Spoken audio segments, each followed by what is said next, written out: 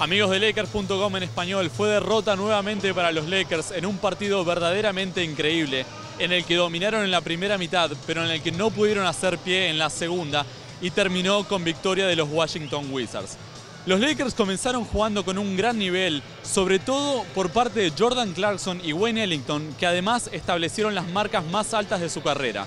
Además, Ed Davis tuvo un buen partido y el equipo jugó bien en ofensiva y defendió satisfactoriamente.